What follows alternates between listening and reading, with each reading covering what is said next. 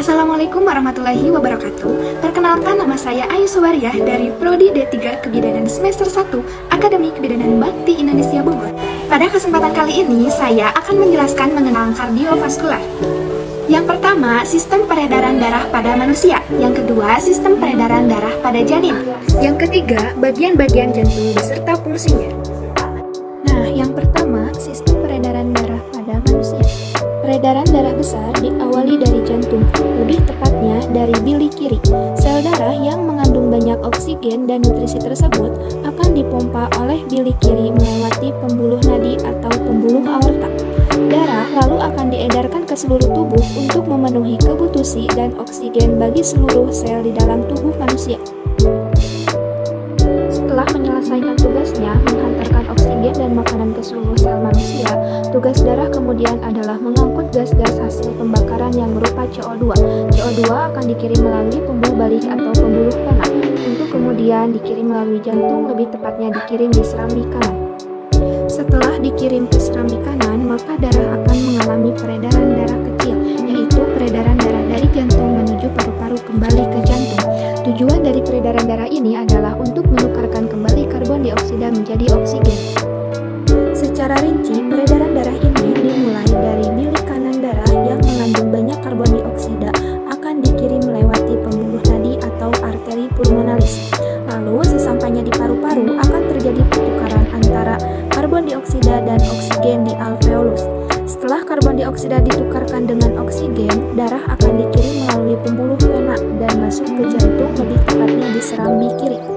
Yang kedua, sistem peredaran darah pada janin. Sirkulasi peredaran darah janin dimulai dari darah yang kaya oksigen dan nutrisi yang berasal dari plasenta masuk ke janin melalui vena umbilikalis. Kemudian setelah vena umbilikalis akan masuk ke hati, di mana di hati terdapat ductus venosus arethi yang menghubungkan vena cava inferior dan vena umbilikalis tersebut. Setelah masuk ke vena inferior, selanjutnya darah masuk ke atrium dextra. Di atrium dextra, aliran darah terbagi menjadi dua, ada yang masuk ke ventricle dextra, kemudian ada yang masuk ke atrium sinistra melalui foramen ovalen. Darah yang berada di ventricle dextra kemudian menuju ke paru-paru melalui arteri pulmonaris untuk membentuk nutrisi pada paru-paru yang sedang berkembang. Darah yang berada pada atrium sinistra kemudian masuk ke ventricle sinistra. Selanjutnya, darah mengalir ke aorta. Di aorta terdapat dua aliran darah, ada yang mengalir ke arteri pulmonaris melalui ductus arteriosus botali dan juga mengarah ke seluruh tubuh. Selanjutnya, darah yang mengandung banyak karbon dioksida dari seluruh tubuh masuk ke arteri umbilikalis dan kemudian balik lagi ke plasenta. Setelah itu kembali lagi ke pertukaran awal. Ketiga, bagian-bagian jantung dan fungsinya. Bagian-bagian jantung beserta fungsinya. Tugas jantung adalah menerima dan memompa darah ke seluruh tubuh. Jantung memiliki ukuran yang lebih besar dari kepalan tangan, yaitu sekitar 200-425 gram. Letak jantung berada di antara paru-paru, di tengah dada, tepatnya bagian belakang kiri tulang dada. Berikut ini pembahasan tentang bagian-bagian dalam jantung dan fungsinya. 1. Perikardium.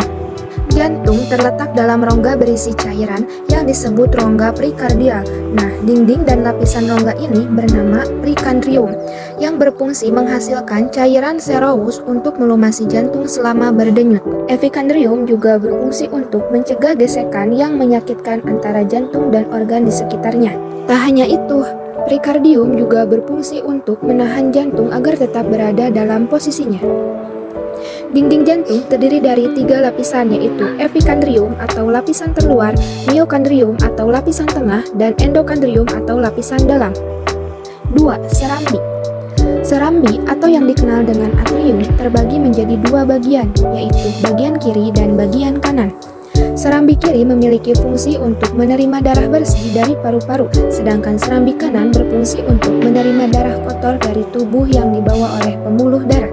Berbeda dari bagian lainnya, serambi memiliki dinding yang lebih tipis dan tidak berotot, karena tugasnya hanya sebagai ruang penerimaan darah. 3. Bilik.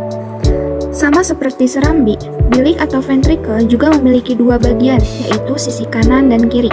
Namun, perbedaannya, Bilik terletak pada bagian bawah jantung. Selain itu, bilik kanan memiliki fungsi untuk memompa darah kotor dari jantung ke paru-paru. Tugas bilik kiri adalah memompa darah bersih dari jantung ke seluruh tubuh. Satu lagi, perbedaan bilik dan serambi adalah dinding bilik jauh lebih tebal dan berotot dibandingkan dengan serambi. Keempat, katup terbagi menjadi 4 bagian. Tugas keempat katup adalah menjaga aliran darah mengalir ke satu arah. 4 katup yang dimaksud adalah 1. Katup trikuspid, bertugas mengatur aliran darah antara serambi kanan dan bilik kanan. Yang kedua, katup pulmonal, bertugas mengatur aliran darah dari bilik kanan ke arteri pulmonaris yang membawa darah ke paru-paru untuk mengambil oksigen. Yang ketiga, ada katup mitral, bertugas mengalirkan darah yang kaya oksigen dari paru-paru ke serambi kiri atau ke bilik kiri. Yang keempat, ada katup aorta, bertugas membuka jalan bagi darah yang kaya oksigen untuk dilewati dari bilik kiri ke aorta atau arteri terbesar di tubuh. Sekian pembahasan dari saya mengenai kardiovaskuler. Terima kasih. Wassalamualaikum warahmatullahi wabarakatuh.